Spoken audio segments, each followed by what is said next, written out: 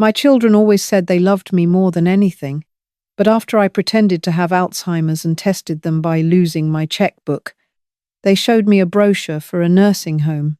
They call me Adèle Blanchard, an icon of the Parisian publishing industry. They say, I am a successful woman who single-handedly built an empire. But the title I am proudest of is Mother. I did not give birth to them, but I devoted my entire heart to raising 3 orphaned children. I gave them a home, a name, a future. I thought the love I gave was a bond stronger than blood. But on my 72nd birthday, I overheard a conversation, and I realized that to the children I loved most, I was not a mother. I was simply a last will and testament waiting to be read. I thought I had been right. Until my 72nd birthday. It was an October afternoon. The leaves in the Luxembourg garden outside my window had turned a faded yellow. I had prepared a small party, just for the 4 of us. Julian, my pragmatic eldest son, a financial manager who saw everything through the lens of numbers. Chloe, my sophisticated daughter, an interior designer whose eyes seemed only to assess the value of objects. And Mathieu, my youngest, whom I doted on the most, an artist with a free spirit who believed my love was infinite and required no reciprocation. They arrived late, each with an excuse. Julian had a meeting. Chloe was stuck in traffic. Mathieu had overslept. The gifts they brought were not love, but carefully wrapped suggestions. After the meal, I said I was a little tired and wanted to rest in my room for a moment. But I did not rest.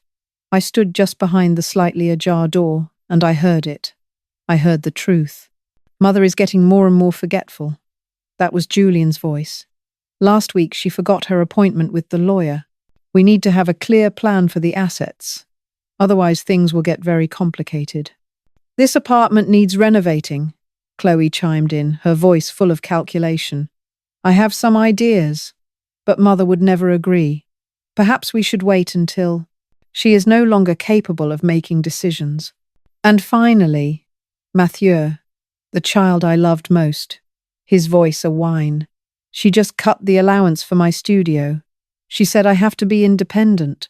Unbelievable. She is definitely not in her right mind anymore.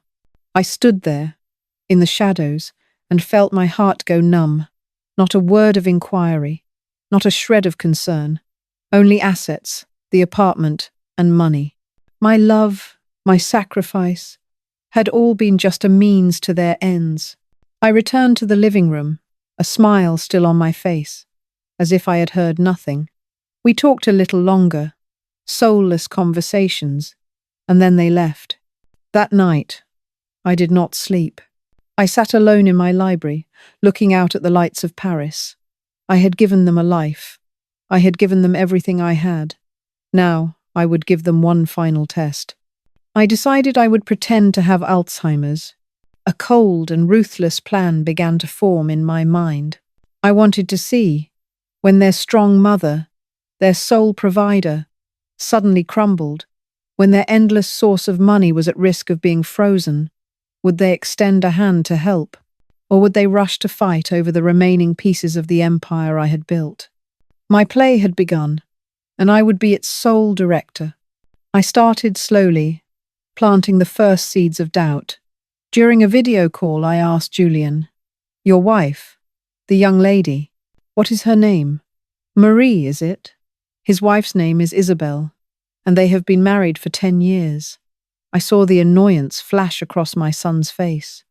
With Chloe, I asked about her old apartment, pretending to forget she had moved to a more luxurious place 6 months ago.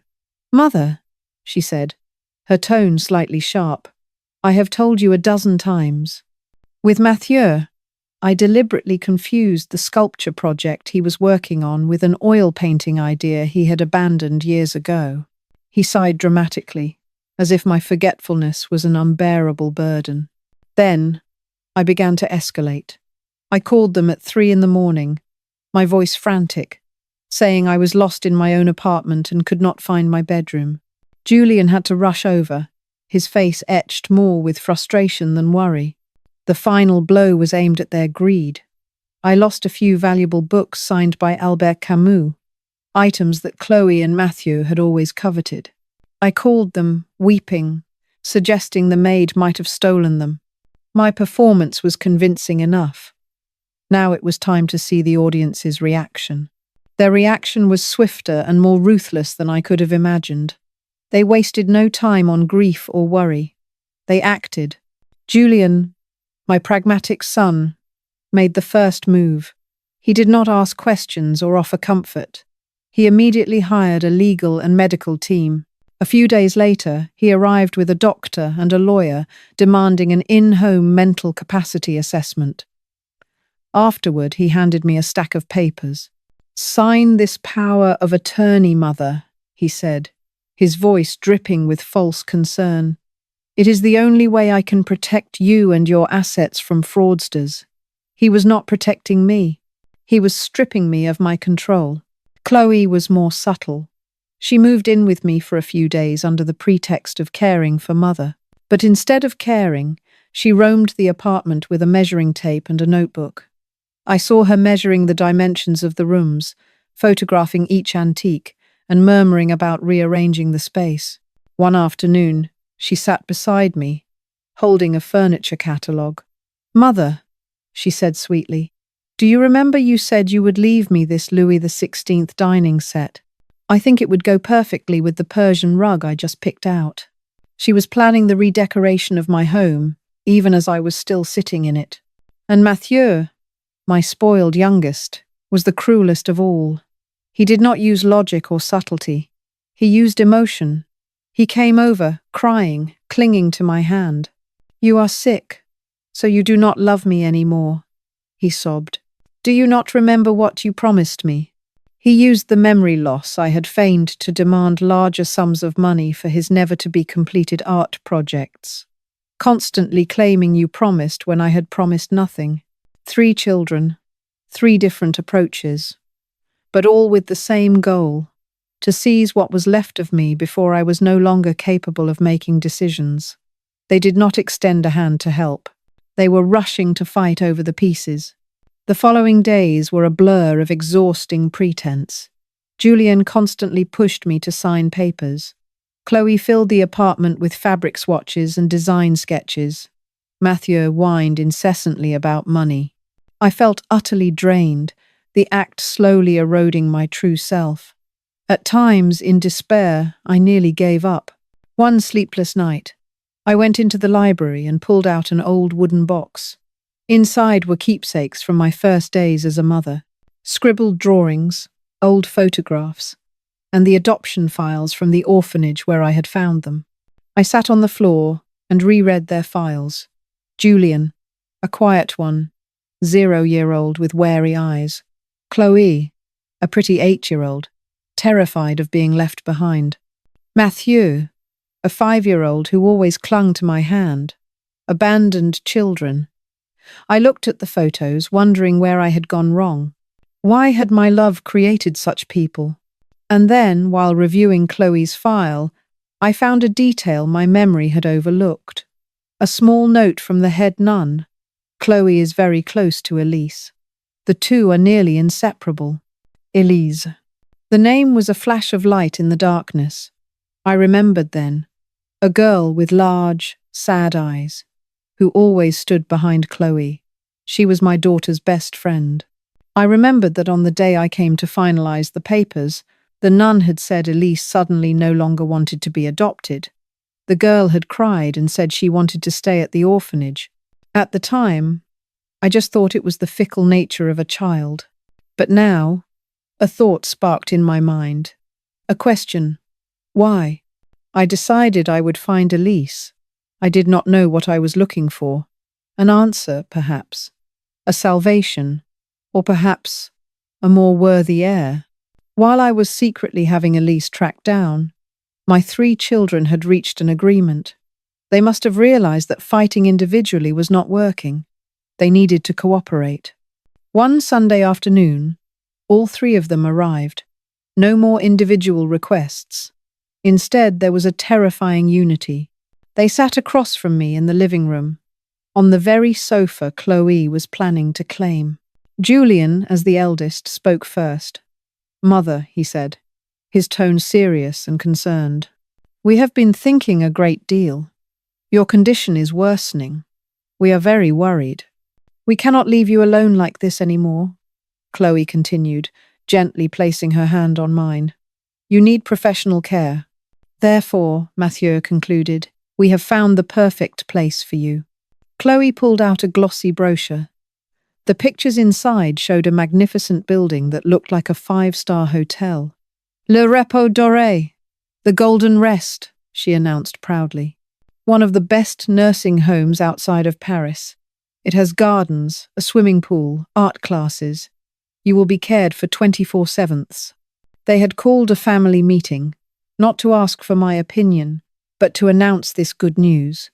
They said this was their gift to me, so I could live out my golden years in safety and comfort. I looked at them, the three faces I had loved, now united to push me out of my own home. They did not see a mother. They saw a problem to be solved, an asset to be liquidated. This was the pinnacle of selfishness, disguised in the perfect veneer of filial piety. I just sat in silence, pretending to nod in confusion. But inside me, a storm was raging. My play was nearing its finale, and so was theirs. The official family meeting to convince me took place the following week. They sat opposite me. "A perfect alliance," Julian began, speaking of responsibility, of the need to ensure my assets were secure. Chloe followed, speaking of love, of how heartbroken they were to see me grow weaker. Mathieu finished, speaking of gratitude, of how this was the only way they could repay my immense kindness. They presented their plan flawlessly, a performance without a single crack. I sat still, feigning confusion, my eyes distant, occasionally nodding without expression. I listened to every one of their lies and felt a strange calm. Just as they finished speaking, as the silence of anticipation filled the room, the doorbell rang. 3 pairs of surprised eyes turned to the door. Julian frowned. "Are you expecting someone, Mother?" For the first time in months, I looked directly into their eyes. The confused, forgetful haze was gone. I smiled, a calm and powerful smile. "Yes," I said, my voice clear and crisp. "Let her in." The housekeeper opened the door. A woman about Chloe's age walked in. She was dressed simply, but radiated a quiet strength. It was Elise, whom I had found after weeks of searching, now an elementary school teacher in a small town. My adopted children were stunned. Chloe was the first to react, stammering, "Elise, why? What are you doing here?" I rose slowly from my armchair. There was no trace of frailty or weakness. My back was straight, and my voice was firm, echoing through the living room. "I do not have Alzheimer's," I declared. I never did. I looked at the 3 faces, which were shifting from surprise to confusion, and then to fear. I just wanted to see how the children I raised with all my heart would treat me when I was at my most vulnerable. After the truth of Elise's sacrifice was revealed, Chloe slumped into her chair, her face in her hands, speechless. Julian was frozen, his usual calculating expression now blank. Mathieu, my weak son, just stared at me in disbelief. I looked at the 3 of them, the children I had once loved, more than life itself. "You have shown me your true faces over the past 3 months," I said, my voice calm but heavy. "Julian, you did not see a mother in pain. You saw an estate that needed to be protected, a list of numbers that needed to be controlled." I turned to Chloe. "Chloe, you did not see a mother who needed comfort. You saw an apartment that needed to be redecorated, a collection of objects that needed to be appraised. You were measuring out your own mother's future grave." And finally I looked at Mathieu. "And you, Mathieu, you did not see a mother. You saw a bottomless purse, a source of funding that was in danger of drying up. You used my own love against me. Not one of you," I concluded, my voice now steel, "actually saw a mother." I paused, letting the words sink in like daggers to their conscience. Therefore, I said, I have rewritten my will. A just will. I saw panic flicker in their eyes. Julien, Chloe, and Mathieu, I announced. You will each receive a small trust fund. It is enough so that you will not starve, enough for you to live a decent middle-class life. But it is not enough for you to continue living in luxury, squandering my life's work. It will be disbursed monthly, like a bitter pill, a reminder that you cannot live without your mother's provision, the provision you so took for granted. Julien started to speak, but I held up a hand. Do not. I am not finished. I turned to Elise, who stood quietly in a corner, her eyes glistening with tears. Editions Blanchard Publishing House, this apartment overlooking the Luxembourg Garden, and the entirety of my remaining estate, I said, my voice softening. I am leaving it to the one who understands the true value of sacrifice and unconditional love. I looked directly at Elise. I could not give you a family in the past, Elise. My daughter's selfishness robbed you of that. But I can give you a future. I spoke, my voice clear and final, like a verdict. My entire legacy, my soul, will belong to you. My declaration hung in the air, as heavy as a sentence. My 3 adopted children were completely broken. Julien, the eternal calculator, now stood motionless, his face pale. He had not just lost the vast fortune he had always considered his. He had lost the game he thought he had already won. Chloe was sobbing, but they were not tears of remorse. They were tears of loss, from someone who had just been stripped of the luxury goods she had already planned to own.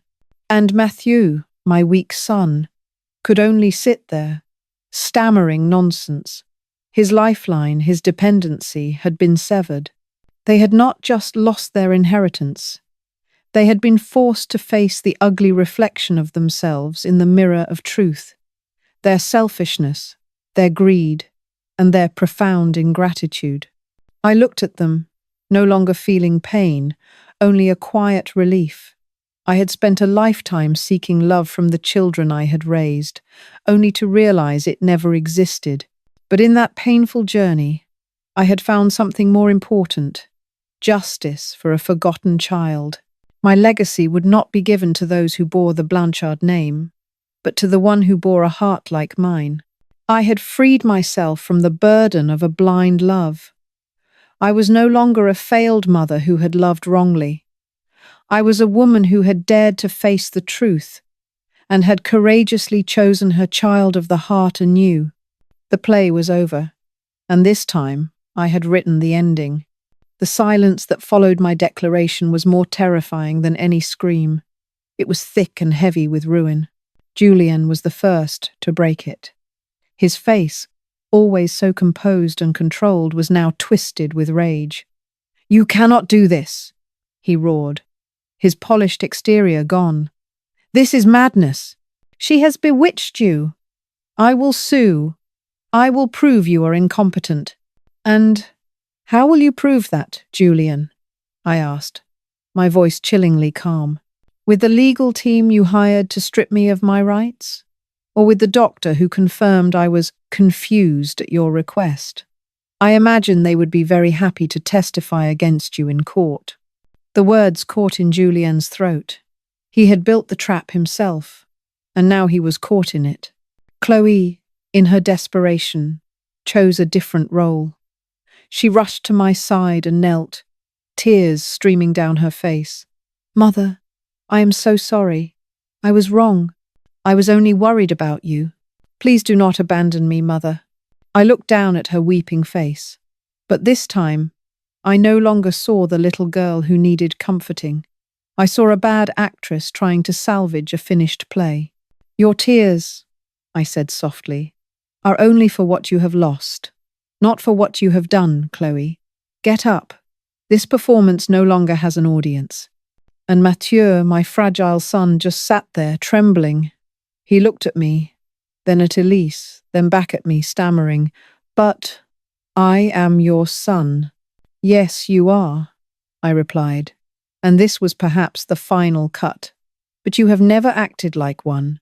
You had 3 months to prove yourselves. Those 3 months were my test, and all of you failed. Now, please leave my house." I turned my back, a definitive act that ended everything. I did not need to see how they left.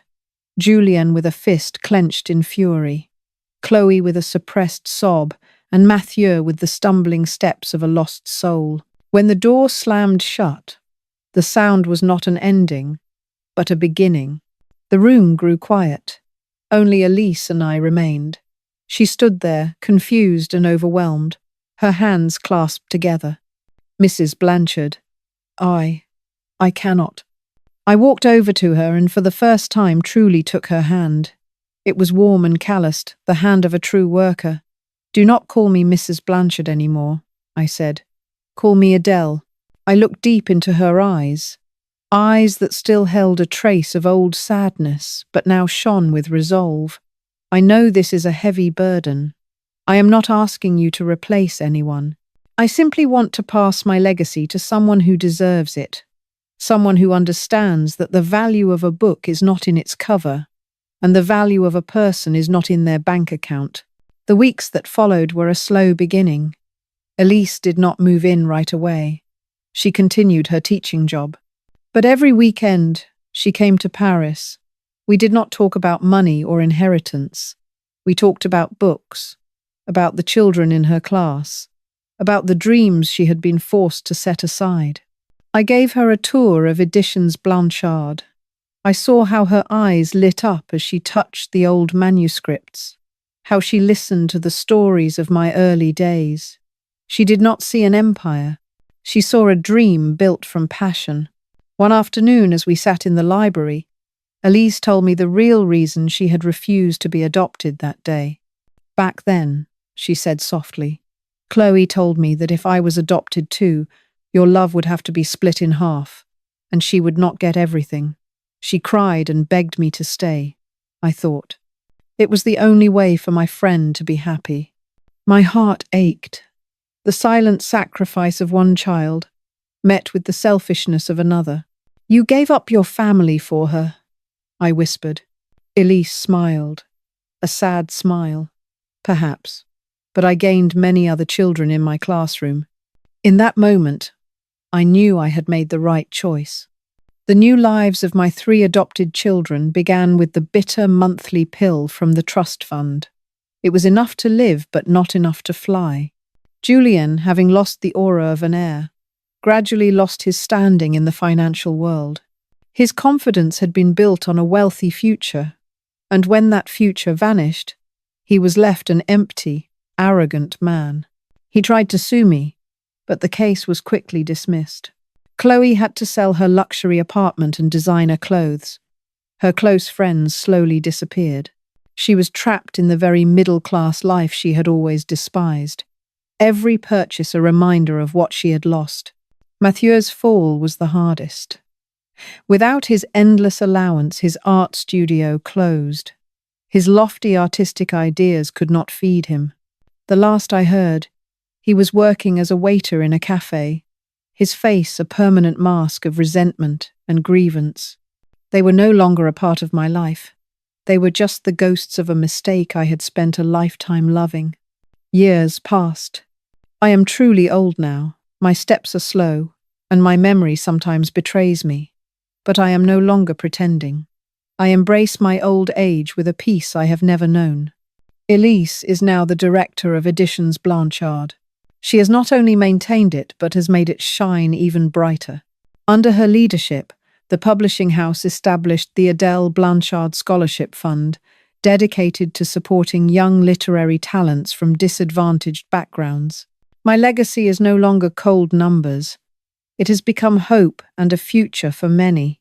The apartment overlooking the Luxembourg garden is now often filled with the laughter of children. Elise married and has 2 small children. They call me Grand-mère Adèle. They often sit on my lap, listening to me read fairy tales. One autumn afternoon, I sat by the window, watching the yellow leaves fall in the Luxembourg garden, just like on that fateful birthday afternoon. Elise came over and placed a warm shawl over my shoulders. What are you thinking about, Maman? She asked. The word mother sounded so natural and warm coming from her. I smiled, a smile of contentment. I was thinking that sometimes we must wander a very long way to find the right path home. I did not give birth to a child, but in the end, I found the child of my heart. The play of my life may have begun with a mistake, but it ended with the truth, and it was a beautiful ending. Use arrow up and arrow down to select a turn, enter to jump to it, and escape to return to the chat.